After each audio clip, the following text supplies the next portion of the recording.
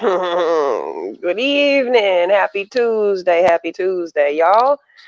It is Tuesday, January 11th, 2022. Welcome to Free Thinkers, our second show of the 2022 year. You can follow us over on Facebook, and we've got a group over there, Free Thinkers, of course, and then you can follow us over on the YouTube channel, Free Thinkers Worldwide. Give it a couple seconds, let some folks tap in. We've got some great conversations for tonight. Hopefully, if you are planning on participating in the conversation tonight, you are able to catch up a little bit with what topics we're talking about. Over on the Free Thinkers group page on Facebook, we have a couple videos that we are going to discuss. There was a great, conversation with some athletes in regards to, do transgender athletes have an advantage? We also have some interesting dynamics regarding child-parent relationships and how or if that affects our adult relationships. So we're going to discuss a few things. And then if we have some time towards the end of our conversation, we'll certainly freestyle.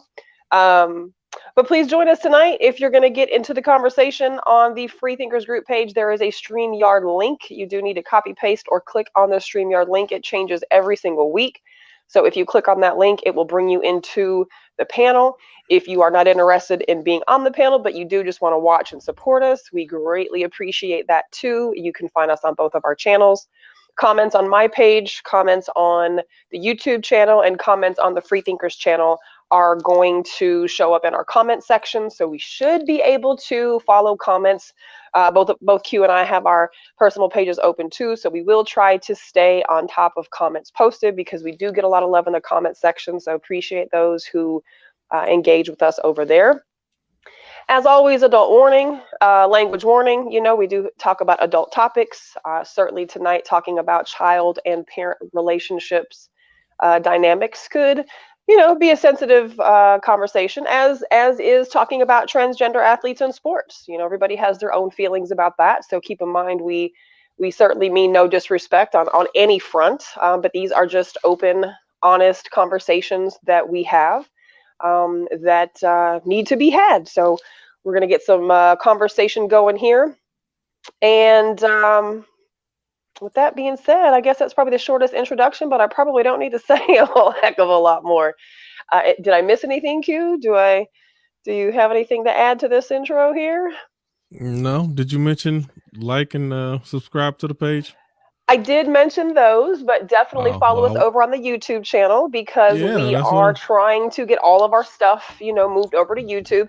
And super fat shout out to all of the people who have joined in the last week. So, last week we had, I think, we lost a subscriber and then we gained, I think, like 6 subscribers over to our YouTube channel. So totally, absolute 100 shout out to those who are subscribing to our YouTube channel and who are sharing our videos.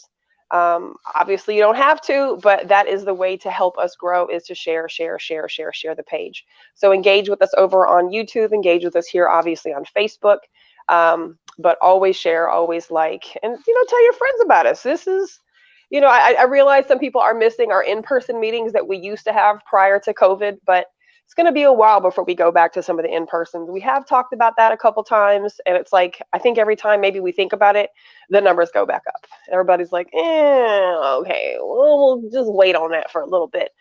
So maybe one day here in the future, we'll be able to get back to our in-person meetings that aren't recorded. But for now, this is where you can find us. So the YouTube channel is Free Thinkers Worldwide, and of course, our Facebook page is just hashtag Free Thinkers on Facebook. And of course, you can find it on my page, Q's page, and hell, I've got it all over the place. So give me a second while I make sure that I'm on my page. We are up on Free Thinkers. I just want to make sure we're everywhere we're supposed to be. And then we will get started. Let's see, what do we got? Did you mention the people to subscribe to the page? Yes, I did. What was that page called?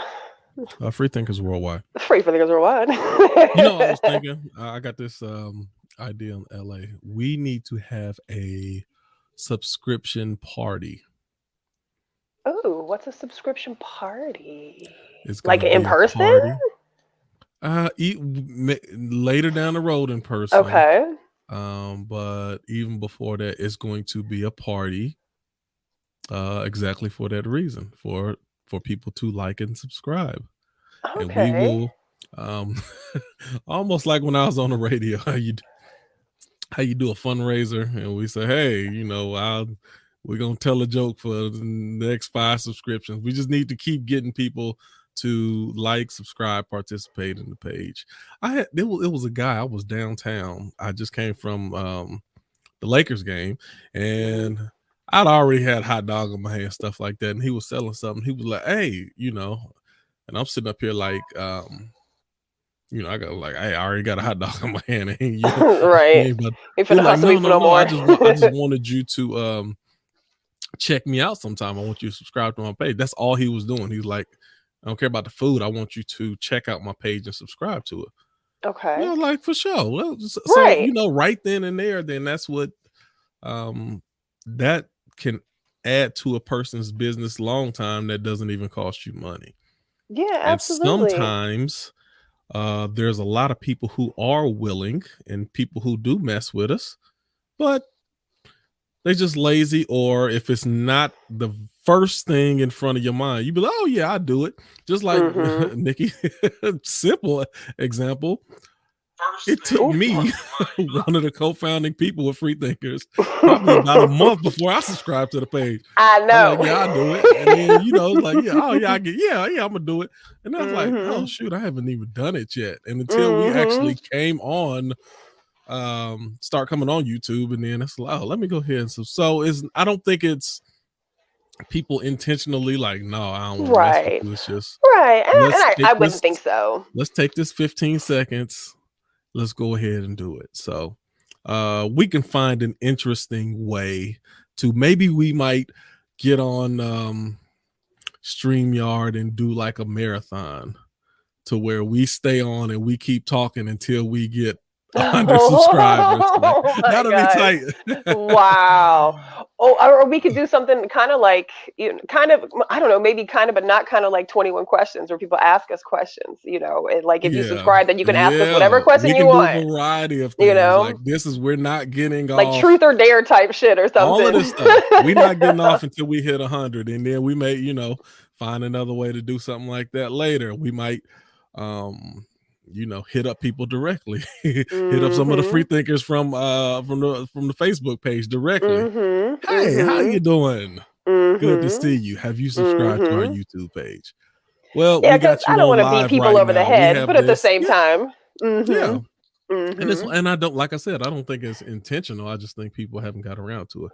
So we're doing a marathon right now, where we're getting everybody to subscribe to the YouTube page. So we're on live right now. I'm looking to see your subscription. Can we, so there's interesting ways we can do that. And then there's a lot of things. We can have guest interviews. We can do, we can be entertaining, funny, and amusing at the same time. But our goal is to get a strong push to get us to the next level, to ultimately, what is it? I think it's 1,000 subscribers before you're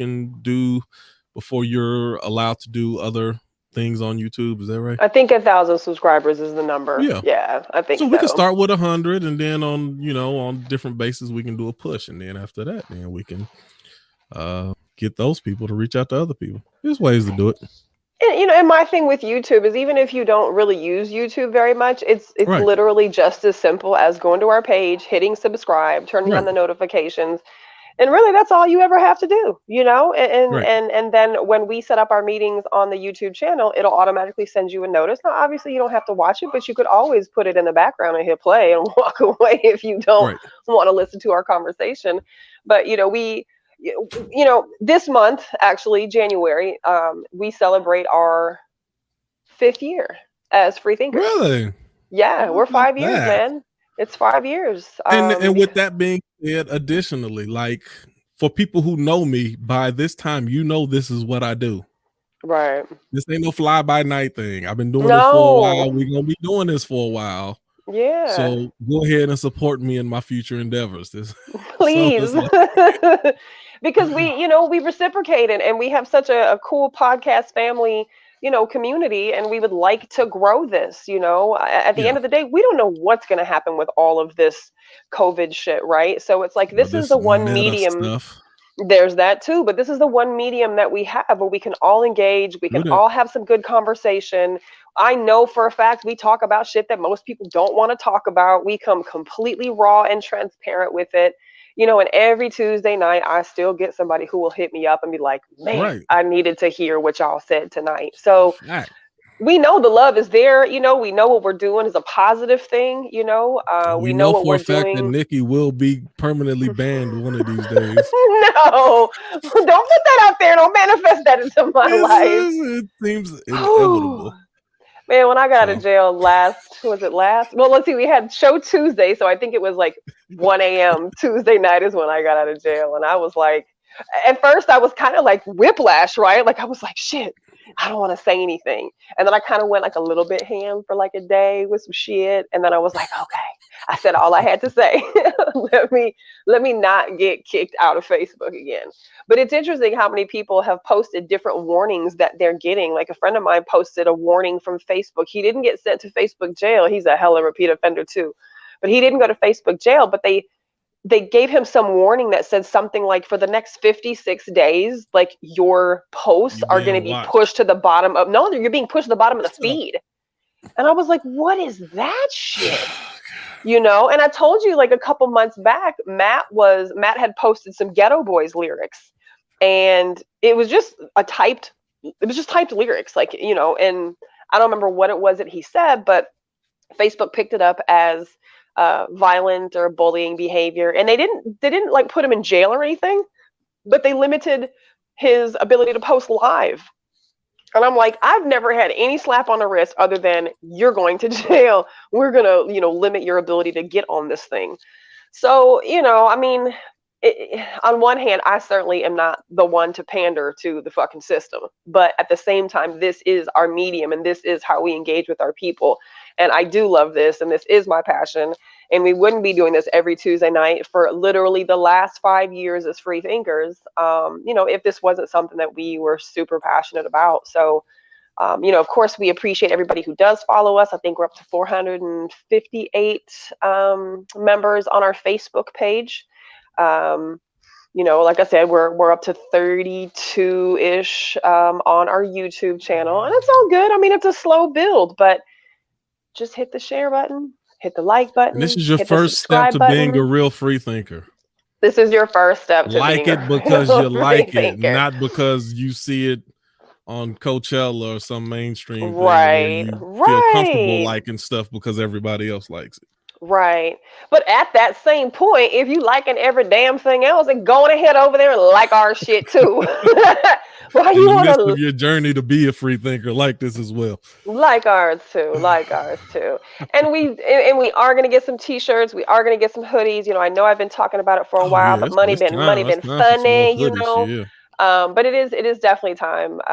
So hopefully we'll get that going. I started working on some music today and some other things for the show. So, it's just a slow process, but this is our homegrown baby. And, we're not going to stop, and we need your help to continue to grow this thing. And with Tuesday nights, some people say, man, I don't know anything about the topics y'all are talking about. Hell, sometimes we don't either. It's okay. You don't have to know nothing. Yeah. You don't have to have a background of any sort that's pretty. Don't make the mistake to think that you're getting on with educated people. We right. We just like to talk. I heard people say that before, like, man, y'all sound too smart. Like, I'm scared to get. I'm like, no, we just have strong opinions. That's all. And that might be the only thing that could maybe turn some people away, is because we have strong opinions. But you do too. Everybody has strong opinions. Right. Everybody has strong opinions. You might just not vocalize them. And that's what this is for. It's like normalizing adult conversation. And you'll hear Q and I say a million times how much we've learned about other people and ourselves just doing this. And those things make us become better people, really and truly. In addition to that, let me say this also. You will learn, especially if you're in a safe space, if you have a strong opinion, it's fun to have a person or a group of people check that opinion. Yeah. Let's see how strong is this opinion and what is your opinion based off of? Do you got real facts? Do you got real logic? Do you got really something behind why you believe what you believe? And if you can still stand on it, fun. If not, then you learning something. You're like, oh, well, shoot, you know what? I got to go back and look at this.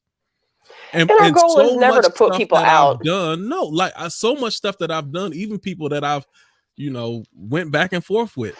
A lot of stuff that I say is from those conversations and experiences that I've had with people. Like I quote Denise often. I quote Tiara often. I quote you often with certain things that you've said that I've learned and attached it when I presented my facts and you presented your facts. And I'm like, man, that's interesting. It's something that I say constantly to people. Even Stacey Shay, she talked about the difference between a woman's reason of fear based upon the physical threat. I didn't get that at first. Right. It's like, all right, well, yeah, if a woman do this to you, how threatened are you? No, not really. If a man do that to a woman, he has the ability to actually overpower a woman. So it can mean something. I was like, I never thought of that. But I think take a lot of people didn't think about and that I either. use it everywhere I go. I'm like, yeah, so that becomes a part of my thought process now. Because someone else schooled me. It's cool to be schooled. I mean, back in the day when we would do our Tuesday nights at the coffee shop, so many nights we'd be like, it's like church, of course, minus the religiosity, minus that aspect. And sometimes, of course, we would talk about that. If you show up every Tuesday, that's a habitual practice. But it's like, for a lot of people, it's become a therapy session. It's, and nobody here represents as a therapist. Nobody here represents himself as anything other than a fucking peer who just, has it in their heart to talk, has it in their heart to be able to have an open conversation. It's not therapy, it's none of those things, but so many people don't have an outlet, and especially now with a lot of people still stuck at home and life has changed because of COVID stuff, like this is an outlet for a lot of folks. So don't sleep on us because this is a pretty amazing, experience for me. I was involved with the former group, for a couple years prior to that. And it was amazing. So, knowing that it was time for us to go a different direction, Hugh proposed, hey, what should we do? And boom, 5 years ago, about this time, January, 5 years ago, Freethinkers was born. I know I was thinking about that last week. I was like, damn, it's our anniversary. Like, 5 years. And then January is also, I think January, right? Q Tony. I think that this January is also our year on, no, it's gotta be 2 years live because COVID's been going on for 2 years. Have we been doing it 2 years live? 2020. So no, hold on. So I think June, because everything shut down March. Came out like March, April. So I think in June is when we started just switching everything over to. Okay. But we're going on 2 years live. Yeah. And honestly, I do feel as though we should have some more, subscribers, but that's all right. Everything comes with time.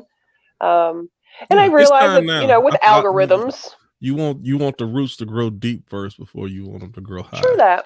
That's true. So what's our YouTube channel again? Freethinkers Worldwide. Freethinkers Worldwide. Go on over there right now. Let me see. Do we have any new subscribers? Is Kevin over there? I know Kevin's over there in the YouTube. Yeah. All right, bet. All right, so I got the comments up. Yep, Kevin's over there. He says, what are they going to do now that everything about COVID is changing to what the conspiracy theorists have been saying? Now, we got to be sensitive with that conversation, Kevin. But I can talk about that all day long. I just don't want to get kicked off of Facebook again. We'll take that to Black Tea Talk on Thursday.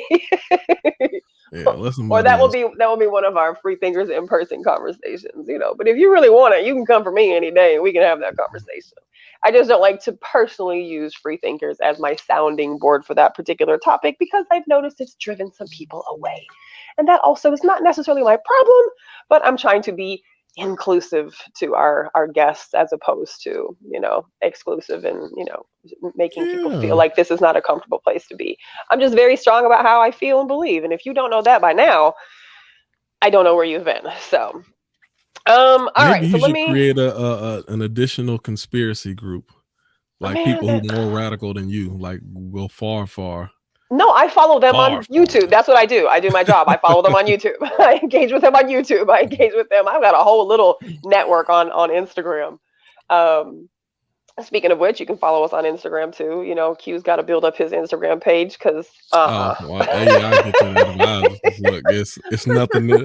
I'm not even gonna let me start putting stuff on there for you. I'm not gonna send you to a deserted. I said, what is this from 2002? Probably it's tumbleweeds rolling through there. I can't tell you if I've ever posted anything on there. If I did, it was just to say I had a picture on there. So That's funny. I But get I to it. do post a lot of shit on my Instagram. So you're more than welcome to follow me on Instagram. It's just Nikki D _ of freethinkers. So it's super easy to find my Instagram channel or my Instagram page. I'm over there. And I promote the show over there as well. We've got a link tree address, and it's just freethinkers. So, I mean, there's lots of ways to connect with us. There's lots of ways to engage, lots of ways to promote, lots of ways for us to, support, reciprocate support, which we do. As you see tonight, I got on my Dirty Worms hoodie.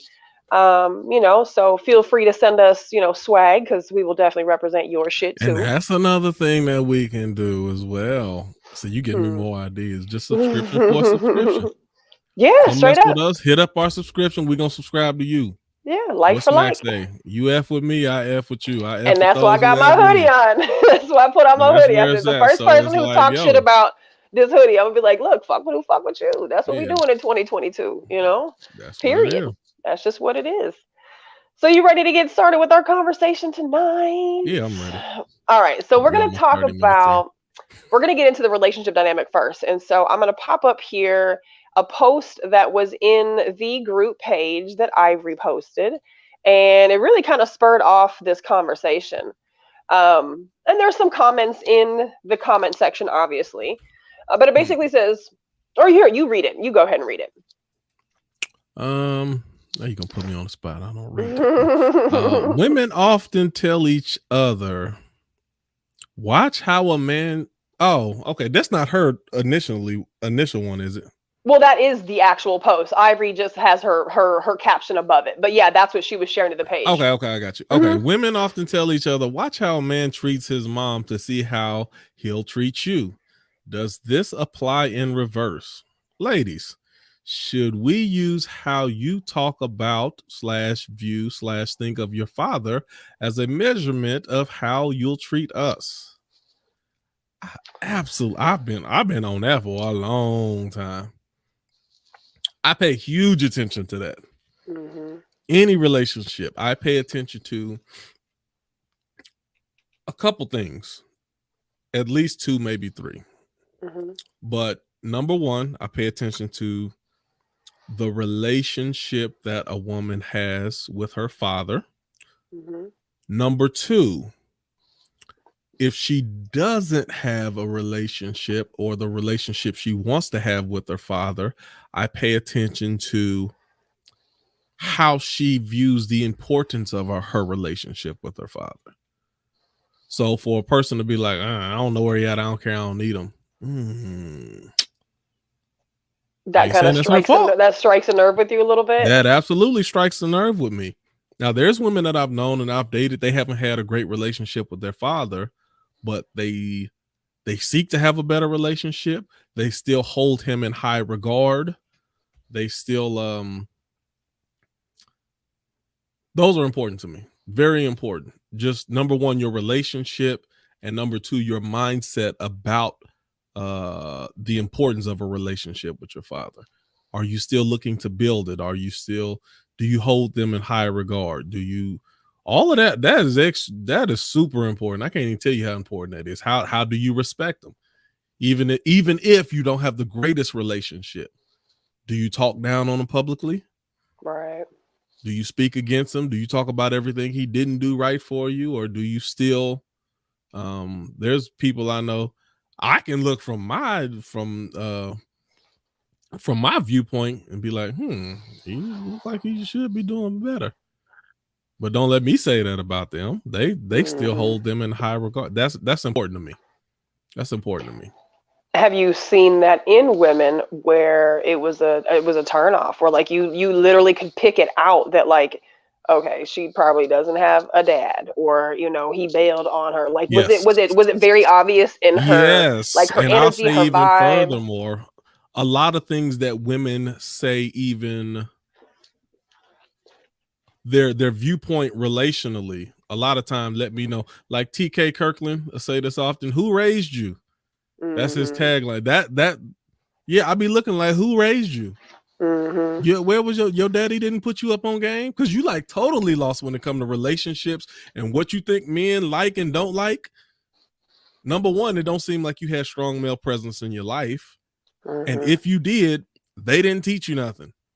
So that's a flag for me. I'll be like, ooh, that ain't your whole perception of relationships and how men operate is warped. From that experience with their father, with the men. Yeah. Yeah, and I mean, and we certainly say that about men, I've got two different examples. I had one partner whose parents were still married, had been married for, ever. And my parents were still married until I was in my young 20s. And so to meet a man whose parents were also still married, I was like, holy shit, right? Because I mean, truth be told, a lot of people's parents are not married anymore or never were married. Um, and there's a lot of single dads and there's a lot of single moms out there. So it's not just, men not being in the picture. Sometimes there's women not in the picture too. And so I really thought that, this was like, okay, cool. On the list of things that you want, like, okay, well, we have similar backgrounds. But that experience also taught me that just because, your parents are together still, just because your mom and dad are married, doesn't necessarily mean that there's a, healthy, harmonious environment in which children are raised in, and I think that what happened in that situation is that it turned into, well, you just stay. No matter what happens, no matter what bullshit may take place, no matter, what deal breakers may take place, no matter what maybe would leave for, you don't. You just stay because that's what my dad did. That's what my mom did. You just stay. And it really created this environment where it was very toxic, to be completely honest. So on one hand, I thought that it was going to be, a plus, but, had I obviously, checked the temperature a little bit better, would have certainly seen that, wow, yeah, it's, when good is good, but, when it's not good, unfortunately was really toxic. Created so I a think space. You're merging two things into, like, you're merging more of the marriage aspect of how a child perceives a relationship when they get older, versus this thread is just talking more about how the daughter father dynamic is, and that doesn't have to necessarily that don't have to have anything to do with marriage. It just has to do with what their relationship is with the father.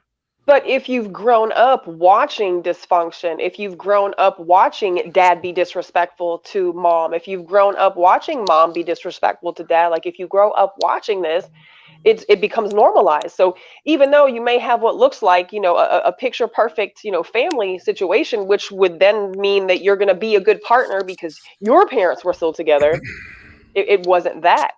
And then, then I had another situation, another relationship where this person's mom was absolutely absent, and so was the father, and was raised by grandparents, and it just it just was what it was. Parents were in and out, most of this person's life, and what I saw as an adult was how he truly never respected his mom, never respected his mother, right? And it absolutely transcended into how he treated women, how he looked at women. He viewed women as things and workers for him and people to, make his life easier, but never was it like a reciprocal thing. But I also learned in that he's looking for a mother. He's looking for that mothering type of role, but never had any respect for women when it was all said and done. So I think that's the way it's easier to reword it, like looking at it like as a father. Not even father, but it's this was the representation of the head male in your life. When I come into a relationship with you, I'm going to take that place as the head male in your life. Mm-hmm. So the dynamic that you had with the head male in your life previously is what people typically carry over. And same thing with men and women. My mother was the primary woman in my life.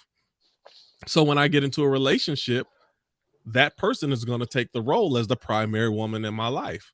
The relationship, how I respect my mother, how I communicate with her, what I soaked up from her game, whatever, and just it's all of those things typically translate how I'm going to treat the next person who's the head woman in my life. I'll definitely say that my experience as a daughter with a dad forever, and I'm going to try to not cry. It definitely sets a tone, right? And being somebody who is, single in 2022 with what I feel like is a, raging disease of, toxic, hurt people out here bleeding on other people, right? There's parts of my relationship always having had a dad literally every day where, like, you don't have to meet his standards, you don't have to be what he was, but it's like, if you're not that, like, for me, I'm not even going to entertain it. I'm not going to waste my time. Like, if you weren't a father to your children, if you're not a father to your children, if you don't value your children more than anything, like, because that's what I received growing up. We weren't spoiled by any means, but we had that male figure. I've chosen some I've chosen some poor characters because of like who my dad was before he ever, got clean and sober and got his shit together, because his ultimate characteristics were still who he was. And so I've chosen some poor characters just based on, having a dad who was a hustler, having a dad who, was a drug dealer, having a dad who, was a gambler, having a dad who sometimes, was a womanizer, right? And so since those things were normalized in my life growing up, like, I didn't know that was wrong, right? But as a 43-year-old woman now, those are not the characteristics that I seek in my life. So when I saw that post, I was like, I wonder how that is for girls who, had a dad and no longer have a dad, So it's interesting to hear the male perspective, y'all, you seeking a woman, you seeking a mate. Because we do talk about the whole, well, the dad ain't there, and women slamming men and men ain't shit type of attitude, and that's totally unfair. Yeah, Ivory, that's why. Yeah, I thought it was interesting because I'm like, I don't want to say normalized, but especially when it comes to like absentee fathers or fathers who didn't do what they were supposed to do, we kind of like justify talking very badly about them in women's circles. Yeah. But I was just wondering, like, for a man coming into your circle and they listen to you talk about your father, no matter how he acted that way, should that red flag him the same way it would if a man talked really bad about his mother, no matter what she did? Like, no matter who his mother was, if he dogs his mom out, that's like super red flag. But I hear so many women talk really badly about their fathers who did not live up to their expectations. And I'm like, oh, that might be a turnoff for some men. So Ivory, in my past relationship, my ex, there was a terrible dynamic with her biological father from her and her mother. Just talk. It was a red flag, but the only thing that made me kind of throw the red flag to the side is because she held her stepfather in a higher regard. And there was a different level of respect there. So I'm like, okay, maybe it's kind, maybe that kind of. But as time went on, I was like, I knew it. I'm like, this is going to be a problem later on down the road. That's something that I would encourage consistent. Like, look, yeah, you say what you want. That's something that you probably need to. You got to work on getting that fixed. Well, but I was probably saying it for my own selfish reasons because I knew, like, I'm like, I see that you don't even know what your issues is, right. But I know a lot of it is you got this unforgiveness, this bitterness towards your biological father, and it's eating away at you. And it bleeds on other men. It's gonna bleed on other men in your life. Yep. And to your point, Irie, like this is where like the healing has to come in. Like this is where the therapy has to come in, for those of us who had a parent who straight up abandoned you. I mean, let's call it what it is. Parents abandon their children, and it's the worst fucking thing that they can do. And and I had this conversation with somebody recently, and they said, well, it's better for the parent to be absent if they're toxic than around. And yes, to a certain degree, absolutely. But there are some key fundamental things that a child's parent, especially the same sex parent, is just going to provide. That sometimes you do take the bad with the good, right? But a perfect example of needing to go to therapy, needing to heal and heal from those resentments, heal from that bitterness, because you are going to take that into every relationship, and you are going to bleed on every person that you're with, and you are going to take it out on that man, you are going to take it out on that woman. And a lot of times I think it's done unsubconsciously, and the partner doesn't want to hurt you, the partner doesn't mean to be spiteful, but it's like there's just so many wounds out there that people are just like in their 30s and 40s starting to uncover, and they're like, this is why my relationships have been a disaster, up until this point.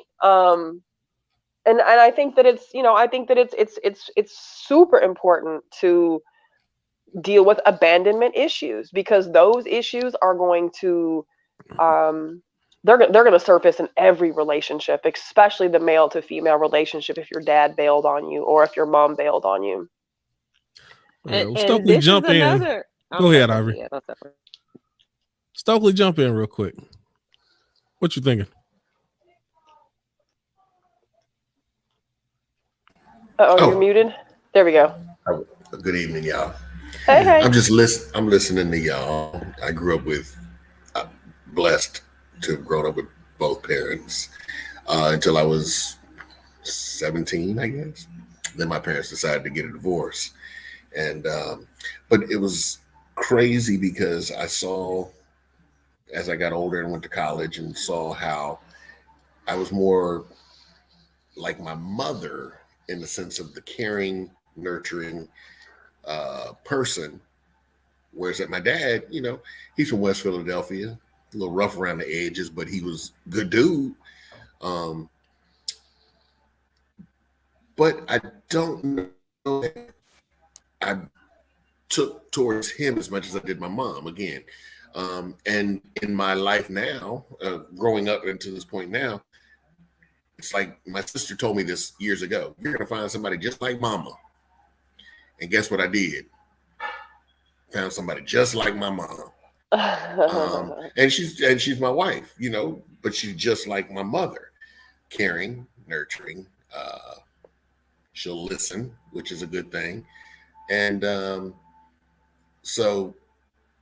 but also, I mean, I saw my dad, like Nikki was talking about, growing up with her dad and the things that she saw and understood, but that was your life at that time. And those things are not what you want in someone.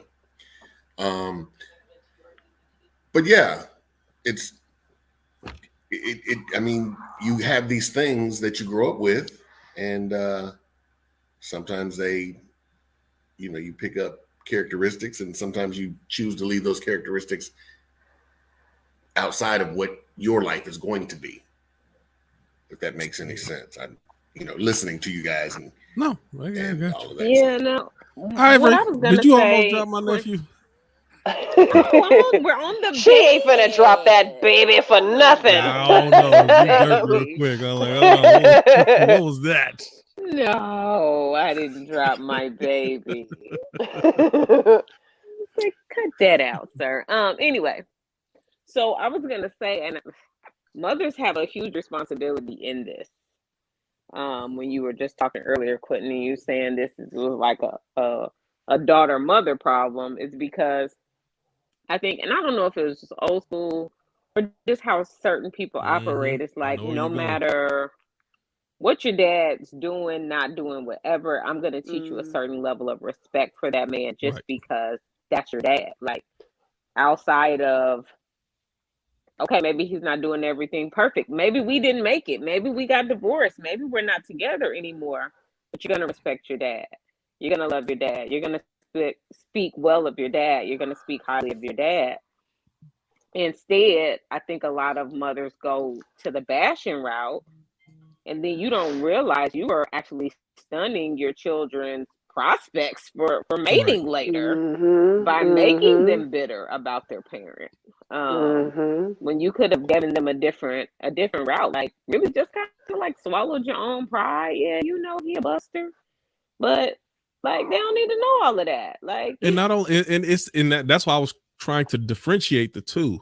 There's a lot of people who I know and who I've met that they've known that their father was not a great husband, but a great father. Yeah, that's it. So just because he wasn't a great spouse to you, or she wasn't a great spouse to you, doesn't mean that he or she's not a good mother or father. So why force the bad spouse and make the kids suffer for someone not being a great spouse? If he's a great father, then let him be a great father, right? And divorce him. Right? Divorce, like straight up, and he should still remain a great father even after you get divorced. A great father is going to be a great father. He's a great provider. He's there for you, this and this and that, and just speak highly of him as his role as a father. And other stuff between, because they ain't got nothing to do with it. Y'all marriage ain't got nothing to do with it. People do a lot of conflating. I've listened to some ladies at this point in my life, and it's really hard to get them to not conflate those two things, because what they do is say, well, if you were running around on me, that means you're irresponsible. If you were doing this, then you're a liar. If you were doing, like, they take these traits that they had to deal with for that person, and they just spread them over their whole life. So that just means you're an irresponsible person. So that just means you're a liar. So that just means, and then it's like, well, that's who you are. Well, no, that's who that you are with you. That doesn't mean they're bad parents because they sucked with you, but it's hard to get them to separate those things. And that's the time, like I've never, I never merged the two. I ain't even going back to my ex. My ex wasn't even a bad wife. She was just a terrible ex-wife. A terrible ex-wife. She was fine as a wife. She just wasn't a good ex-wife. But once it was over, the gloves came off. And then even on the flip side. Yeah, go ahead. So that wasn't as far as I didn't push that over to, there were certain elements that she did because being upset with the relationship that forced her to make questionable decisions that wasn't in the best interest of the children sometimes, because she might be trying to get at me or whatever. But once she started doing, it was an instance, and then that's when I had to put her on blast that she actually turned into a bad mother because of her disdain for me. And then that's when I had to, all before that, if it's just you upset with me, that's fine. But then when it comes to the point to where you being upset starts making you a bad mother, then yeah, something had to be. Nick, you had to be. I had to get the light had to be shed on it. What'd you say, Ivory? I had to get the boy off Facebook. Oh my God! When I saw it, I was like, "This can't possibly be Q. This is not Q." I was like, "No fucking way!" I was like, "Oh my God, are you okay?" Wait, let me revisit this. I mean, and we're all entitled, right? We're all entitled to vent a little bit the way we need to, but it was so not normal for Q. He put in the comments, my sister's gonna call me and tell me I have to take this down. Why do you write that in the comments? I remember that. I remember that. But okay, so now knowing what you know now, Q, knowing what you know about her and of course the relationship, you know, like, do you now see like how this was almost like predestined behavior because of maybe what her experience was with men before, or her father, or lack thereof? Or was this just her being bitter and resentful and hurt? No. Because... That's the other elements. No, I saw that midway through see, this is the thing. First of all, again, despite how bad of an ex-wife she was actually a good wife, and we actually had a pretty decent relationship. So we did not have a lot of conflict and a lot of arguments and stuff like that. But when we did, then that's when I saw those traits stick out. Mm-hmm.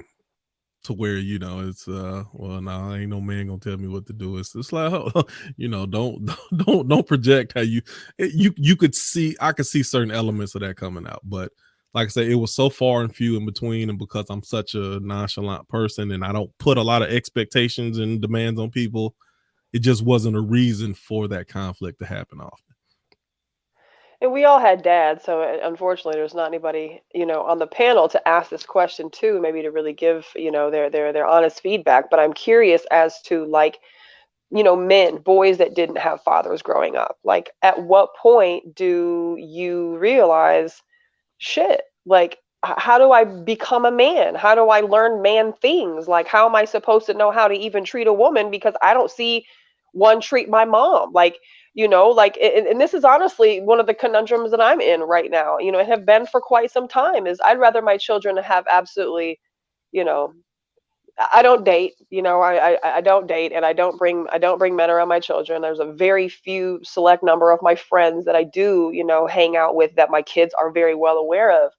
But, like, you know, I struggle greatly with the, you know, I grew up watching my dad take care of my mom, buying flowers every holiday, and, you know, sending flowers to me and my sister when it was our birthday, and, you know, things like that. So, like, I saw what, you know, I thought a man was supposed to do for his family, what a man was supposed to do for his woman, for his wife. So as a boy who doesn't have, you know, maybe a mom who's got a significant other, that, you know, he sees how he treats his mom, like, at what point do boys start to question, like, how do I be a man? What am I supposed to do to be a man? Like, how do I learn these things that nobody's taught me? You know, and because then in turn, you know, the fear is when they go out on their own and they go become men and they're starting to date, it's like, what kind of shit show are they going to get involved with? What type of woman are they going to, you know, hopefully I'll be the type of mother that, like you, hopefully my boys will say, if she's not like my mama, like, I'm not even finna deal with you. Right. But, like, it just, you know, it makes you wonder, how does that affect boys on that end who didn't have dads? You can learn just about everything from your tribe, but nothing has a greater impact, or no words have a greater impact than when it comes from a father. Right. So you're going to have brothers and cousins and uncles, right, who in a lot of cases will tell you stuff out of turn and when you didn't need to know it before. Right. But the words that come from your father will be the most long lasting and have the most, it hits differently when it comes for your father versus because I have plenty of friends and people I know who didn't have their biological father. There is a void, but you know, they got what they needed at the same time too. But do you think that was also just trial and error? Like, let me fuck this up enough to where I learn that this don't work. Definitely. Yeah. For the friends I know who didn't have one, it's like a lot of trial and error. But to me, if the ones you talking about girls or boys or both? Boys. I'm talking about boys. Okay. Boys, the friends I have who didn't have fathers but had like great mothers, it was a lot of trial and error. But by the it's like if you had a father, you kind of maybe got it by the time you was 23. Without a dad, by the time you was 30, you had figured it out. If you had a good mom. Right. But that's not bad. I mean, you know, but their 20s was a lot of trial and error because they were just like, they had to figure it out on their own in their 20s. where I think we all do, right? Yeah. But like, I think Right. it's another layer of like, I just don't. You only know what you know, right? And it's as a mom, that's always not even my fear, but it's just a concern of mine with my boys. Is And I that's want the them to have thing. successful Some relationships, things you'll when they miss get just by older. the experience. See, it's a lot of stuff my dad didn't say, but just me watching him, I learned Right. just by his Right. actions on how. And there's things that he did say, but certain things you just automatically pick up just from having the right type of role model around you. Mhm. Well, see, for me, I think my dad was in the military, so he was TDY or gone, and I remember my mom taking me as a young kid to my football games. When my dad was overseas or whatever, and I could hear my mom cheering from the bleachers or whatever you want to call them. But to not have him as a whole, I guess, at any point would be greatly different. I mean, the outcome would be greatly different for me, I would think. It's. Do I wish he was there more to see his son be a star athlete? Of course, but Right. he had to do his thing. He had to provide, Right. And even like in high school, I mean, 17 they were divorced, but I was a wrestler. I wrestled in high school. I remember my mom being there more than my dad at my wrestling meets and tournaments and all this stuff.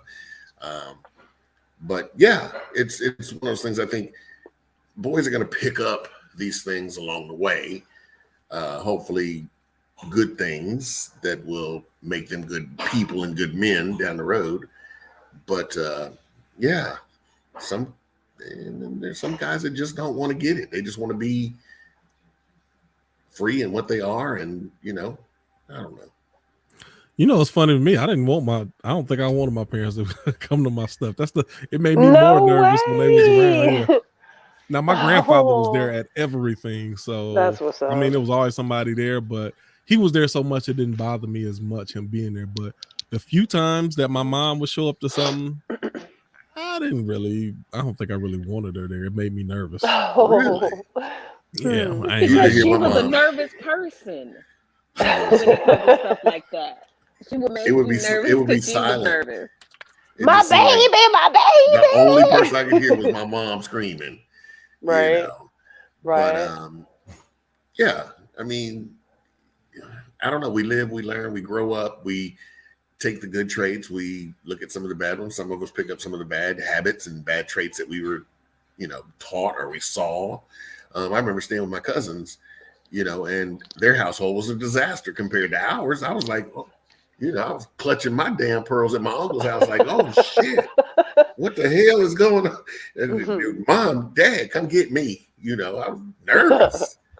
So, I remember. Well, see, even the family unit was a little bit different back then. Like, and again, COVID has changed things for people because a lot of families are choosing to, just kind of isolate a little bit. But like, when you don't have a dad anymore and you don't have brothers and you were raised 1,200 miles away from, what family you do have, I don't have a relationship with my family.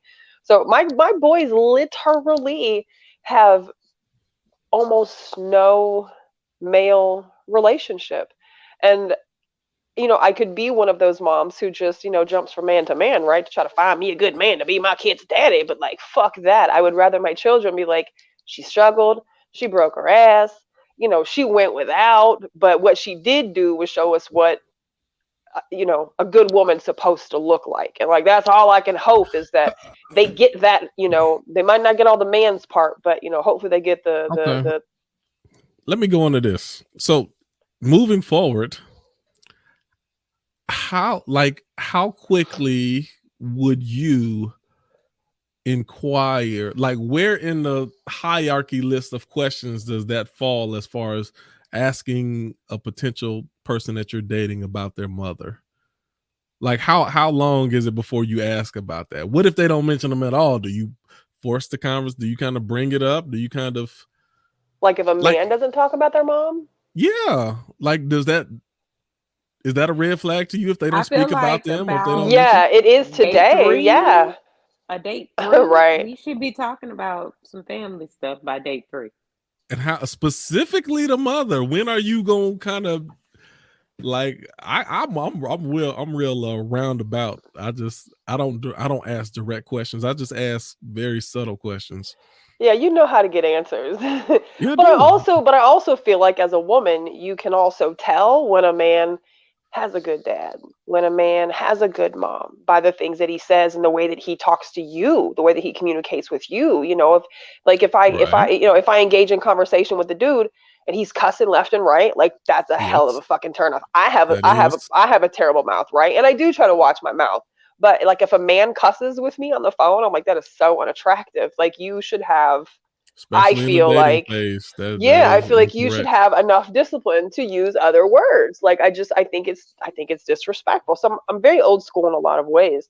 Like if a man is like really quick to make it very clear that he's interested in your body and he wants to see what this looks like, I'm just like, oh man, like and I get like that's a natural curiosity, right? But like there's a time and a place for everything, and when you So first how do you meet bring it somebody, up, Nikki? How do you bring up the subject? So tell me about your mom. So like how I mean, do you say I it? don't have a lot What's of your damn mama? Tell me dating about your experience, so family. shit. What's your Like, mama I look was like, like? tell me about your family Right, and see Yeah, a what you little think right. bit, about and your then mom. see where they elaborate on. And okay, Mhm. does she live in town? Right. Okay, what does she Okay. do? What she do for a living? And see, these are indirect questions. What does she do for a Right. living? She live in town. Right. All I'm doing, I'm setting the stage and giving you the opportunity to speak about her. Right. Now, if you But vague and listen, you don't say much, this is for moms or dad. When people have yeah, good that's what I'm saying. relationships with their parents, Just because I'm talking no, to they y'all, light that's why I'm up. saying that. They light up like a Christmas tree talking about them people when their relationship good. It's Yes, easy correct. to Right. tell. That Right. is Yeah, you correct. ain't never gonna have a conversation with me and not know my dad was fucking phenomenal. You know what I'm saying? Like you're never gonna be like, oh, Right, her dad was a piece of shit. No, he wasn't. You might not have liked him, but he was great for us. Like, right. so I think that comes through just in your respect or your love for that parent. You can see it. And it's crazy because I've only been single for 5 years, but I've just the very minimal dating experience that I have had over those 5 years. Now it's so obvious when you engage in conversation with a guy who probably came from a broken family, and I don't just mean like the Mhm. parents divorced because mine did too, but Right, like a truly, you right. know, toxic, like, oh, bro, you are still bleeding because your mama was no good to you, or Right. you're not an active role in your children's life because your dad was never active in your life. Like, no, those are absolute deal breakers for me. And Stokely, I never let thought me about that shit back then. Stokely, let me ask you, when you as your relationship developed with your wife, was there a point of emphasis in understanding or asking about the dynamic between her and her father? Absolutely. Again, it was one of those things where um, I come from a family that we did family shit. I mean, we really did. It was like the damn near the Cleavers, the black version though. It was almost that type shit. Right. But yeah, we discussed that. My wife being from Louisiana, she the middle child. She, family life was different. You know, we discussed it. We talked about it. I was like, wow. But those are things that I didn't know. And like you, Right. Q, you ask or you put feelers out there to get that conversation rolling. Right. And that's basically how it happened. But with all that being said, she was good. She was good for me. And I realized that. And I was like, wow, Right. she listens sometimes. Listens to what I have to say, not listen, not Right. like I'm telling Right, her she's what a to do. listener. She's Yes, a there good you go. listener. That's what I Because meant. you keep saying she listens. I, You gonna get your ass in trouble. well, She's what a do good you, yeah, listener. no. What do you tell a Mhm. girl with a black eye? Nothing. With a You've black, already told her once. No, I'm teasing. I'm just Damn teasing. it. I'm just teasing. All right, you the one that gotta go to sleep tonight. Shit, I'm gonna be all right over here with my nobody in my bed. See, but hey, he's already stated that he's a comedian, so he can get away. Jokes. This is true. This is true. You got a pass. Just don't Bob Saget this shit. But no. Yeah, you find out, and then like what I have come to realize now that I'm a married man is that the families slowly start to gel together. You know, my mom is now not just my mom, it's her mom as well. Her mom. You know, and her sisters are now kind of, you know, your sister-in-laws are now your sisters. It's different for me because I've been single all these years, you know. So this is your first marriage? Oh yeah. Okay. And my last. Right, but I just was wondering if, like, you've been married before, okay, and you waited until you were older to obviously get married. That's it. We gonna. I ain't gonna say it, but this is it for both of us. Right. How long have you guys been married? Since October 15th. Oh, newlyweds. Oh. Yes, we are. Yes, we is. He's still talking that newlywed talk. It's still How long good did to me. y'all date for? How long did y'all date for? 6 years. So I mean, you know her. Yeah, I know her now. Right, you know her. But I had to make sure. That's the thing, you know. I couldn't just dive on in. I've got a lot of friends. A lot of my friends have been married 2 and 3 times. And don't wait that long and then dive on in. I'm like, God, so you know, I wanted to make sure, that all the stuff that I ever wanted to do, I'd done, and you know, so I'm happy. I'm happy. Yeah, that's what's up. Congratulations. I'm gonna give you the free thinkers. Anybody watching this, whenever you watch it, this is your tip of the day. When asking questions, in most cases, people are like, oh, I'm honest, I'm straight to the point. No, don't be honest. Don't be straight to the point when asking questions. You learn just as much about how much emphasis a person puts on a topic than the actual answer itself. So like I said, I can just bring up something about unicorns. May or may not get a response. I could bring up something about leprechauns. May or may not get a response. If I bring up something about the vaccine, then Nikki might jump in for 15, 20 minutes.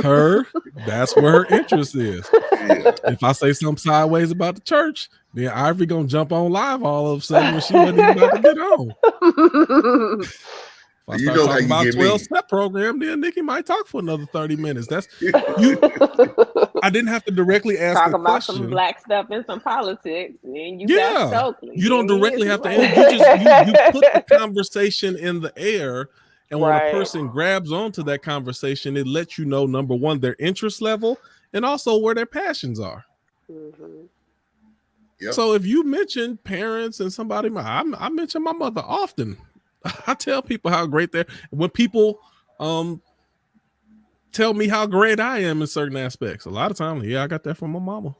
And I talk about her. I've mentioned her I've done about 7 sessions of 21 questions, and her name pops up in about 5 or 6 of them.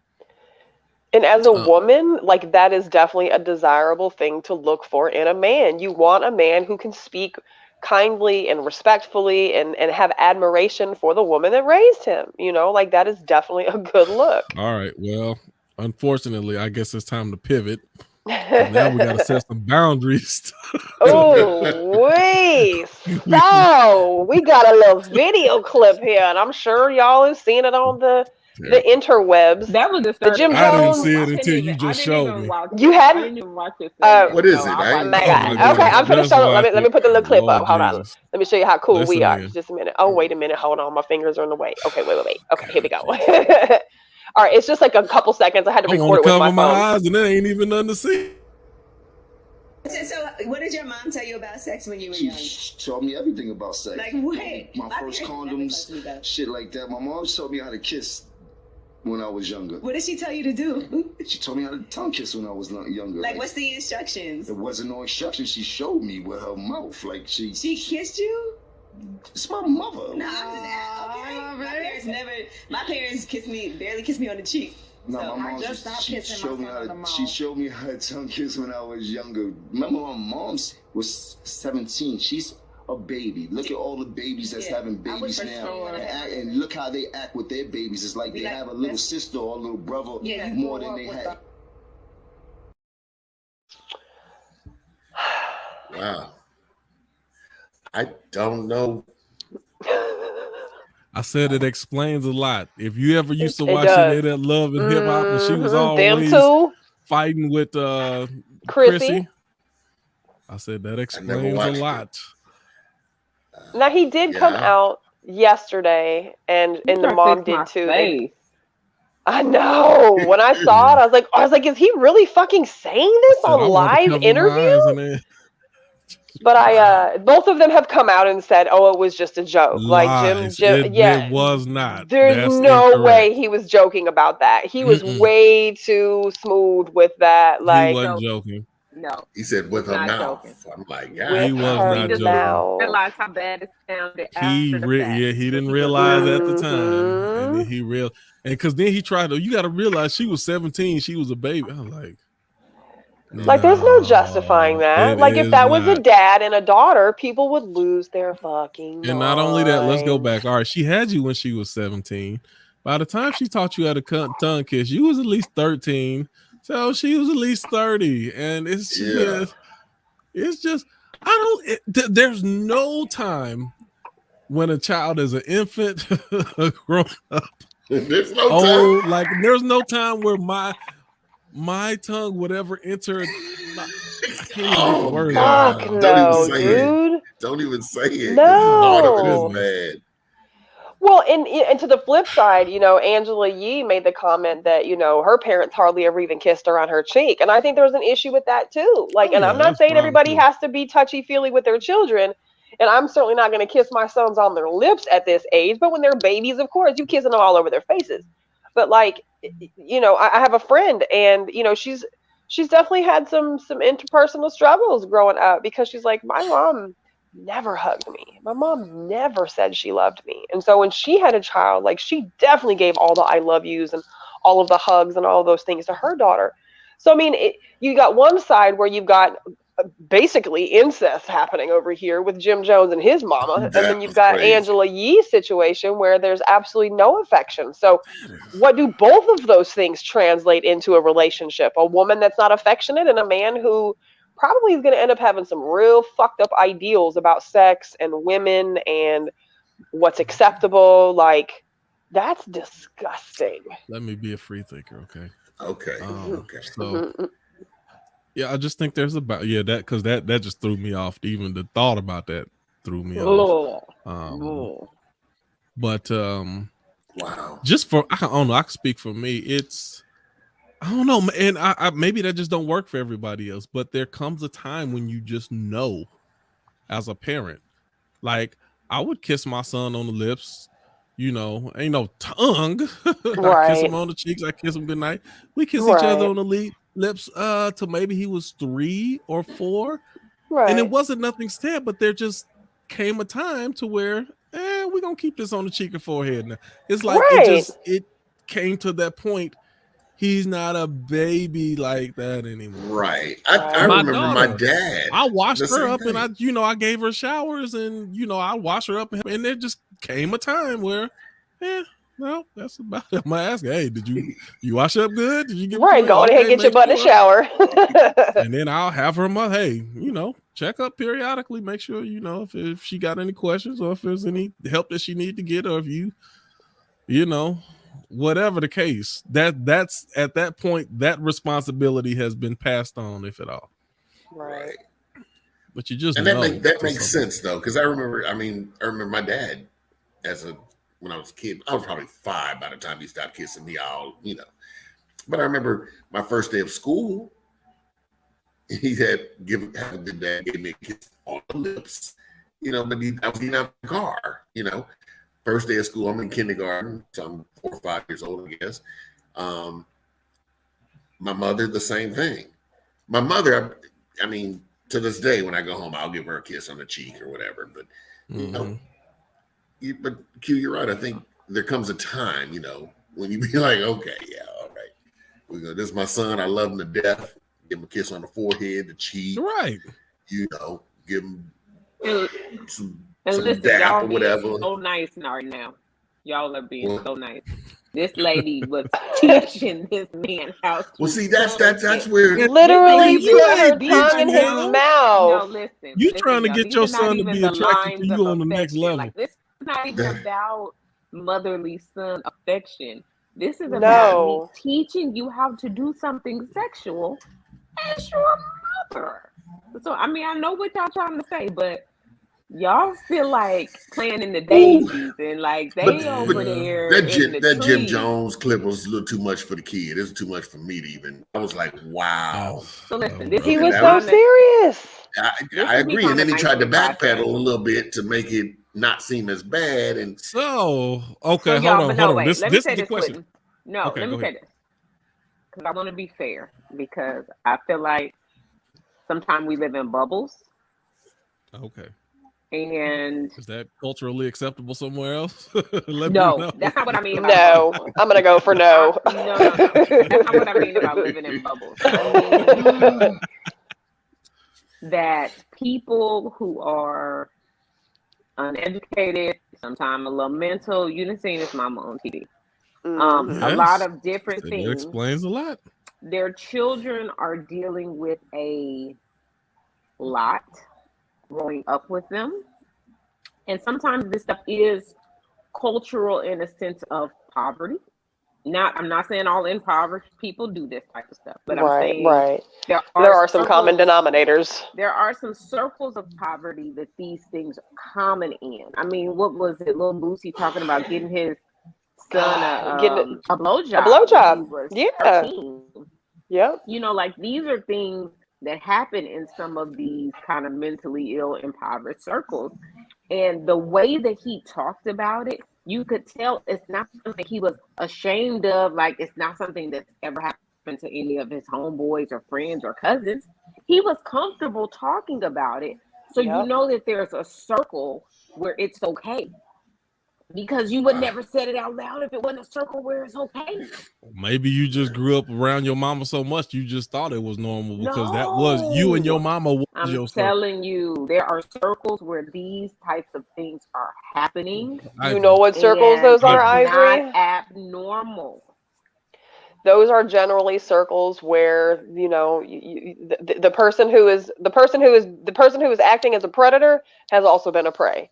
And I think most of us probably know that oftentimes when you have a parent who is, sexualizing a child or who is doing things like what Jim Jones' mama did to him, like there's generally a history of sexual abuse or sexual assault or incest or family rape somewhere, and we see that professionally, the number of men that we get who come through our programs who have been, getting touched since they were little bitty boys in the family, and they oftentimes perpetuate those same exact behaviors. So when Boosie came out with all that shit, you knew somebody. I'm sorry, somebody touched Boosie. Hold on. We got to go down the rabbit hole. On this. First of all, do y'all think that that's as far as it went? Ooh, Q. I don't think I about that. I know. I don't think about it, but it's like if she taught him how to kiss, think about the logic behind it. She needed to show me what it was like. So what else was she gonna show you what it was like? Oh, wait. If you're willing to go that far, which 99.5% of parents are not willing to go that far, then what else did you feel that you needed to show him to prepare him for manhood? We may just want to have to wait and see what he come out with next. No, they were already trying to cover it. The publicist that came out and they was like, Yandy don't even work for him no more. She was like, yo, you gotta come Y'all back. got to go. You gotta stop this. Oh my gosh. But that would be the question number one, which I didn't totally grossed y'all out, but we already here now. And then number two, my initial thought was, is that when I see, because there's a lot of people you see women who are overly protective with their sons and they're always in constant conflict with the girlfriend because the mama trying to play the role of the girlfriend. Is that the type of stuff that happened with them as well? Possibly. That's a good point. That's a good point. I ain't gonna put that I'm on gonna them say it's a sympathetic very high to mamas, probability. but that's all I'm there. I mean, to what degree? If you're trying to shun the son from having any girlfriends, and you always the main competition every time, like how far does that go? How And it's a much lot are of you actually moms who are trying to out be there the main like that. There's a lot of women who have left their man because their mom won't stay out of their business like Because that. also, like she and let me wants go. to play that role. If they're gonna keep saying, "Look, you don't need her, you got me," then what else are they gonna prove to? What else are they gonna try to compensate to say you don't need her? Look, you don't need her, you got me. I love I made everybody totally uncomfortable. Great. Well, I mean, but I mean, just it's gross because I think we all know at the end of the day, it fucking happens every single day. Every day there's some kid who's there's a kid who's being molested by a family member. Nikki, hold on, Nikki. So, Nikki, we do know that this stuff happens, right? But the thing is, up until now, what were the signs that things like this were happening? See, because a lot of this, the overprotective mother against the girlfriend, that could be a sign of it, but we never knew how to read those type of signs. Right. So now we might have to make a new criteria of signs of a mother. Well, or even on the flip side, the father who's like super extra strangely doting on his daughter, you know, like strangely like on my lap all the time, or like, you know, I mean, it's one thing to love and, you know, shower your kid with affection, but you can tell when sometimes it's too fucking much. And I've got a pedophile, unfortunately, in my family who's no longer living, thankfully. You know, and just seeing some of the ways that, you know, other family members who were, you know, assaulted by him, you know, thankfully we were not, you know, we actually, I think it's one of the reasons why my mom packed up and fucking moved us to Texas when we were young, is to get away from some of this bullshit. And so seeing how some of, you know, the other people who we know for a fact, you know, he had molested or abused, there are little things that if you know what to look for, you know what to look for. Just the sad part though is how often it's normalized, how often people sweep that shit under the rug. That's one of those things to where, especially from a mother to son dynamic, it's almost impossible to tell, because it really doesn't show itself until that son becomes an adult, and then you see the jealousy where the mother stepping in between every girlfriend and nobody's good enough, and but by then, you know, there's nothing. How would you? What is just you're overprotective? There's plenty of overprotective parents. I'm overprotective. That's what I'm saying. I think I'm one of those overprotective parents. Right. It was like that falls under the category of normal behavior until you get older, and then it's like, something kind of weird about that. I was gonna say, and trying to delete that. Sorry. Like, stop normalizing that behavior between mothers and sons once they get older, like, because I think, you know, people just say, oh, you know how she is with him, but or, some, oh, I agree, but some of it is, but some of it is kind of normal / understandable when you're a single parent with a child, because of course you overprotective. That's all y'all got. Of course you won't. You know, and you've done that as a it was necessary for you to do that as a child and as a teenager, because there's so much violence out there in impoverished neighborhoods and stuff like that. And it seems like it's overbearing, but it's normal expected behavior at the time. So the difference between somebody who doing that and versus just an overprotective parent, unless you see them kissing in public, you how would you know? Jesus Christ. So I know when I still think you're missing the point too, is we all know that lady seems touched. See, I've never seen her on that show that you guys are talking about. So I don't know. I mean, if you didn't know this dynamic, you'd think she's just a wild ass woman, right? She's just wild out. But now when you see that, like literally, I said the same thing, Q. When I watched that yesterday, I was like, oh, well, that fucking explains a lot about their dynamic. It's just the fact that he put it out there meant that it was not just one time, because he was comfortable sharing that. Like, oh, this is just what you're supposed to do. Come over here and give your mama a kiss now. That's crazy. It's like the old greasy grandpa. Come over here and sit on my lap. No. Come on over here and give your mama some of that tongue. Ew, some of that That's sugar. that's like that. And you're right. Like you were talking about the doting father who overly dotes on his daughter. And come over here and sit on your daddy lap now.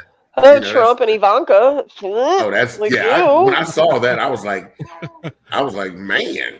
Like, is that that was almost like a hunch. I mean, it was crazy. Yeah.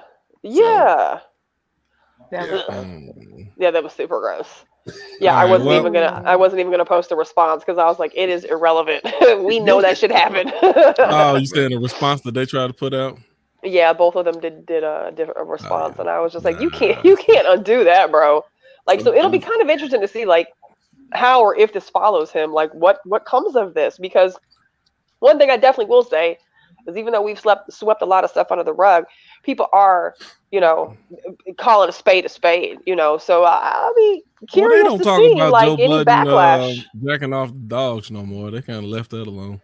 Who did what? Joe Budden. I didn't hear about that yeah. one. Oh my God. What did he do? But see, that's the thing. Is like with a lot of this, jacking off his dog. You can't unring the bell. Once the bell Yeah. rings, it rings. Once it's out there, it's out there. What? I didn't do it. I'm just reporting. I'm going on mute. Just reporting what happened. Damn it. Ugh. Yeah. So, case in point, or moral of the story, you got some fucking wounds that you've got to heal up. It's a great year to get into therapy. There's therapists online. You don't even have to go into an office. But I truly do believe that if you are seeking, a long-term, committed, fulfilling, healthy relationship, and you definitely have childhood issues surrounding abandonment, you have to deal with those things before you really try to commit to another person. Let's explore this a little bit more, not directly, but indirectly, since I don't think we got time to jump on another subject. We got another 5 or 6 minutes. No, we're not going to get to transgender athletes. Oh, yeah, that's fine. I'm going to say the same thing anyway. But as far as what is there a certain age where it's time to go ahead and let your kids date? Like, some people, you got to wait till you're 16. Some people like you can't date until you're grown and out this house. And is it a certain period that goes too late to where you're actually doing more harm than good to say, well, you got to wait till you're 18 or you got to wait till you graduate or leave this house before you can date? That at a certain point, it could become damaging to you're not allowing a child to develop against his or her biological desire to do so. Right. I think there's such thing as too soon. And I'm a big advocate on too soon. Right. And I think with girls it may be different than boys too. Like with my daughter, she was probably in high school. With my boys, I don't know. We'll have to see how it goes, right? Of course, I personally have these issues that I have to deal with them not having men to lead, to teach them how to be men. But I think, I don't know. I think the bigger issue, I think the more damaging thing is when, women, push their daughters off very young to get in relationships with boys. I've seen that happen many times where, women are like, oh, she's got a boyfriend. She's hanging out at her boyfriend's house. I'm like, she's fucking 12. Why are you doing this? Why? Like, it's one thing to have friends and, start the process of, oh, he's cute. I like boys, girls, whatever. But like I just have a problem with the sexualization of children. And I'm not saying that is exactly what that is, but pushing your daughters off into relationships with, boys just so that they feel validated, that says something about that mom. And the same thing can be said for the parent who pushes their daughter off on a girl. Like, I just have a fucking problem with that. So I don't know about what the age is for too old, but I know too young is definitely a disaster. Ivory, let me ask you, is there a too old, especially since I think you kind of you had to wait till later in the game. Did that do you more harm than good? Or like, what is it a too late? It did me more good than harm. Okay. There's not a too late. I will say this. Our whole society is not working with biology. And so it just puts us in a bad position. I think it puts all parents in a bad position because society used to work with biology, right? 13, 14, 15, but 15, it's time to get that's married. where that came from. Like, I'm ready. 15, 16, that's what it was. was. They put them in that wedding dress and present them to the rest of. I've been to one before. I've been to a few of them. But okay, let's even forget the childbearing. Once you hit about 12 or 13, your hormones are raging. They are going through the roof. You're trying to figure out to do, what am I doing with this body of mine that just woke up? And then you have everyone around you saying, do nothing with it, do nothing with it, do nothing with it. It's crazy. And so I get parents, because you have a whole nother like 5 or 6 years to like be a kid and be in the house and straight up and not like ruin your life, or not even ruin your life, but not like send your life down a whole different path than what it could have went down. So parents are like, how can I keep you on the right path? How can I keep you on the right path? And our bodies are like, I'm ready. So it is a mess. I mean, that's just my real take on it. But I think you hold off those kids as long as you possibly can, so they can stay focused on getting to an age where they can make sensible decisions. That's why I waited so long to make sound decisions. Wait a minute now. That's why what? Wait a minute. What you say? No, wait, no. I had a full gray beard. But you also didn't have a bunch of kids out here that you're not raising. You know what I'm saying? You also didn't have a bunch of broken relationships. And I mean, so what works for one doesn't always work for everybody, but shit. But that's what I think, Nikki. But I have a friend that's why I disagree with Ivory. It's not holding them off, but there's a difference between full childhood and full adulthood. There's a merging process that starts at puberty and it doesn't complete until whenever. So it's not like, well, let me try to hold you off. No, when your hormones start talking, then that's when I also, as a parent, need to start talking. So at first we talk about understanding what's going on. We talk about things to expect. They may come sooner than later or later than sooner. But we also, oh, well, you 13 now. You don't. Nope. I still bought my son some G.I. Joes for Christmas. And nope, you still be a kid. Nope, you can still go play at the playscape. You do that as long as if you feel like doing it. Don't stand there looking at me crazy like you cool. Go play, boy. What's wrong with you? Right. Because you're still both. You're still a child and you're starting to transition. So we can grow into both of these. Just like you're naturally, I don't have to tell you, you're naturally going to grow into that adulthood. You're naturally going to grow out of some of those things in your childhood. Right. I don't have to force you out of it. No, you can't do this no more. You too big to be. No, just do what you want to till you don't feel like doing it no more. From your childhood, that's going to fade off from it. As an adult, I'm going to start to slowly bring you into this stuff. Now, that don't mean I'm going to let you do everything.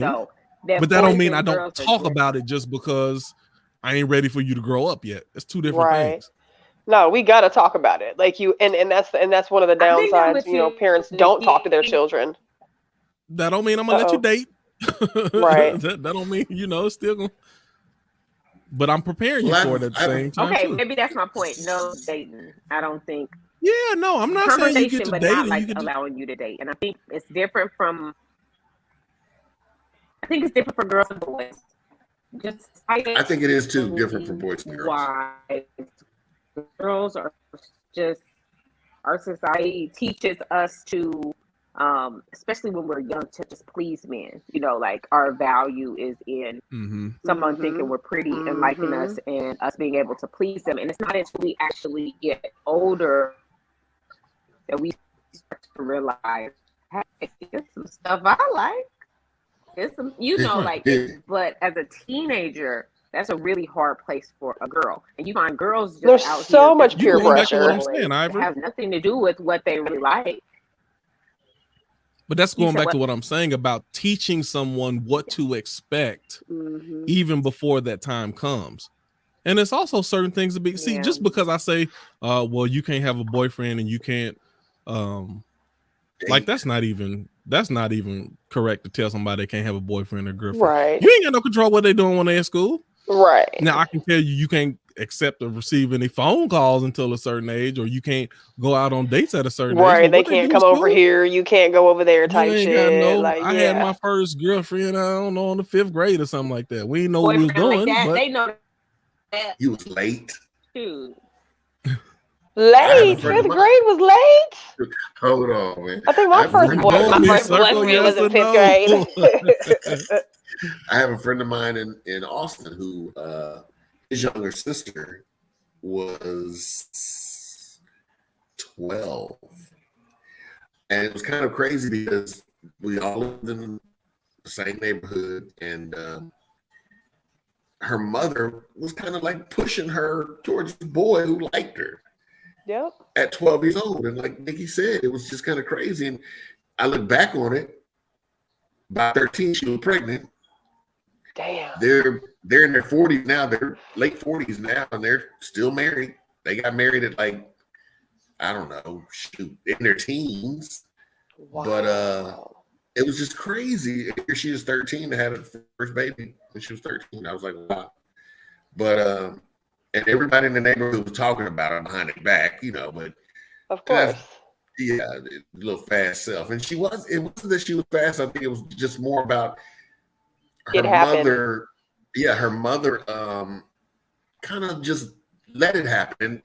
At 12, you see these things going on. Like she let the boy come over their house, and she be sitting on the boy's lap at the house. Oh, hell and, no. know, all kind of just stuff that you say to yourself now. Like, what in the hallelujah is going on? Yeah, my parents are sitting right there. Man, hell no. That shit was not happening at our house. And like it ain't happening at mine either. Shit. Okay.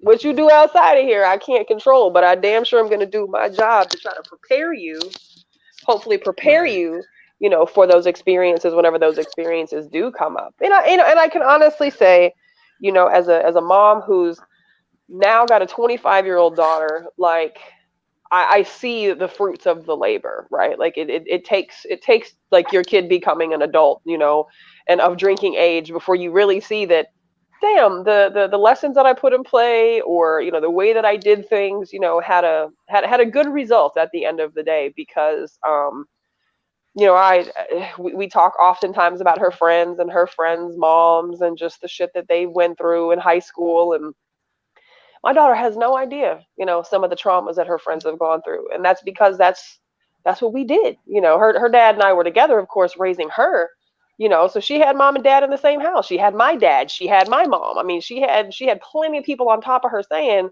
I don't give a fuck what these other girls are doing. That's never been something that I'm going to buckle to. But too often when you've got a mom who's like shoving her daughter off into a man's lap, it's like, that's how that mom validates herself. So she thinks, oh, well, you know, I gotta, you know, daughter's got to do the same thing. No, man, let your kids be kids. That bothers me big time. Yeah. And, you know, we live in a different society today. Our kids are exposed to so many things. Honestly, it's one of the reasons why I am not remotely sad that my boys are not in school, especially my freshmen. I can't keep him from everything, but there's a lot of shit he's not being exposed to right now simply because he's not in those hallways with a bunch of other children whose parents do not operate the way that I operate. Do not teach their children the way, you know, that I teach my children. So I'm kind of happy still being able to have this little bubble, you know, and get my boys prepared in the best way that I possibly can, because peer pressure is a motherfucker, man. And what they're exposed to right now is so wild. And that's the thing, is my parents always told me, you don't have to do what your friends do. And so as a young teenager into, you know, being a young man, that made me think before I would jump headfirst into some bullshit. Because I did, don't get me wrong, because I did some shit that, thank you, Jesus, I ain't get caught, you know, but you test the water, you stick your toe in the water. You know, I was talking to my younger sister not long ago, because she had a friend of hers who got pregnant when she was 17 or 18, which, okay. But what was so bad about it at the time was when she was pregnant, the girl, her mom was pregnant too. I used to make fun of those people. I'm sorry, I did. I used to make fun of them. It was a crazy thing. It was a crazy dynamic going on in that whole, you know, you talk to the mama, but the mama thought it was cute, and the little girl was embarrassed that she was pregnant. Yeah, that's not cute when your daughter's 17. And it's funny because I used to talk shit about that. Like that was the ultimate, like, if your mama and a daughter was pregnant at the same time, right? But then I'm like, well, if my life was set up in a different way, I would fucking have another child too. So potentially, me and my daughter could be pregnant at the same time. But she's not 16, and I'm not, 32. Like, no, we made it. We got out of that hump. Thankfully, my daughter broke the cycle of teenage pregnancies in our family. That's a good But thing. yeah, I was still, but I was hot when I was in high school and couldn't date though. This is just retrospect. I couldn't date till I was 17. So. You couldn't date till you were 17, you said? Yeah, 17. Yeah. I was not happy. Yeah. I was not happy. I was not happy. All's well that ends well. True that. True that. All right, so we have 135. Let's wrap this bad boy up. We do have a cool idea for next week. So since you guys are on tonight, and for anybody else who's watching us, be prepared for next week. So get some questions in your mind, because next week we're going to do the whole episode of Would You Rather? And so each person will come up with, Q said 2 questions. I said 5 to 10. He's like, we don't need that many. But come up with a couple questions of Would You Rather? And then let's go for 3 right now. 3. Okay. So 3 Would You Rather questions, and they can be whatever you want. But we'll just play with Would You Rather. And there's actually, I think, a card game that's called Would You Rather. So it's basically the same thing. But that's what we're going to talk about next week. So that will be our topic. So anybody who's listening, join us next week. Have your little list. Questions you want to ask. Would you rather? And, and the person can choose to not answer if it's, if it's a question they're not comfortable answering. I think that you can tap out if you are not comfortable asking a question. But and don't be a free thinker about it. This is what I don't like about free thinkers, okay? You ask a basic question. Would you rather blue or yellow?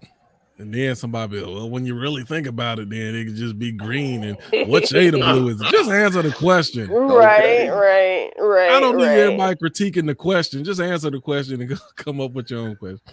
That's just, it's not even a pet peeve of mine, but that's just what I learned over the years. That's why I'm very specific in the way that I ask questions, because free thinkers will pick that the hell apart to the point. I'm like, we didn't even actually get to the question. We just analyzed the question for the last. We analyzed the question for the last 20 minutes and didn't actually answer it. Right. Anyway, that has nothing to do with nothing. Go ahead. So that's next week. But that's it. So that's our conversation for tonight. Sorry we did not get to the transgender conversation. You are welcome to watch the video on the Freethinkers Facebook page. It's like a 9, 10, 11 minute conversation with some athletes. And, they do enter in some perspectives that maybe some people hadn't considered. But we were going to talk about that today. But definitely invite you to go watch the video. And maybe we'll get into that conversation a little bit later in the future. But join us over on, again, our YouTube channel is Freethinkers Worldwide. Subscribe over there. Thank you, Stokely, for coming tonight. Ivory for coming tonight. Tiara popped in, popped out. Kevin, thanks for being in the comments. Any last words, y'all? Anything you need to share? Any comedy gigs that we need to know about, Stokely? No more. Just Des Moines, Iowa. No, that's still coming up. Yeah. Okay. Oh, that's this month, 28th. Yes. Okay. Yeah, if we have anybody in Iowa watching, go support Stokely at his stand-up. You're gonna share it. I know you're recording it. You're gonna share it. Yeah, I'm gonna have somebody get it from me. Unless somebody you bomb. From me. Then if you bomb, they'll still get it from me. I got those kind of friends. I got those kind of friends. They still gonna show it. I used to tell my girl that when I would be boxing. Oh, I come to that. I'm like, no, you can't come to the fight. If I do all right, if I do good, then I'll let you see it. Right. I get knocked out. We're gonna hide that one. That's no different. So, yeah, get us the information. Get us the information. Okay. We'll definitely share that. So y'all make sure. And and of course you can always drop your information in the group chat or the group conversation. Pages that you want us to follow, stuff like that. Anything for you, Ivory? Real quick, one last thing. If you guys get a chance, pull up Professor Carol Anderson from Emory University. She's talking about the voting situation. John Lewis Voting Rights Act right now. It's very, very important that we get out here and vote and make sure that the Republicans don't change this shit because it's important. It's important. It's life or death at this point. But that's all I got to say. Share it on the page too, so folks can go to direct link. Absolutely. Cool. Ivory, anything for nothing. you? I was just gonna say, check out High IQ on Mondays. I guess Quentin will be on there on Monday because I'm gonna be out of town. We've been back and forth. We've been back and forth. I had that Rona, so he was on his own for a couple of weeks. We were sick around here, so. Damn it. Well, I'm glad y'all are feeling better. Yes, me too. And so, yeah, he'll be, but now I'm going on vacation now. I need a vacation from the sickness. So he'll be on there on Monday. Okay. And High IQ is also on the Freethinkers Facebook page too, so you can follow that channel over there too. All right, that's it. Good night, y'all. Thanks for conversation tonight, and we'll see y'all next week. Same time, same place. Good night.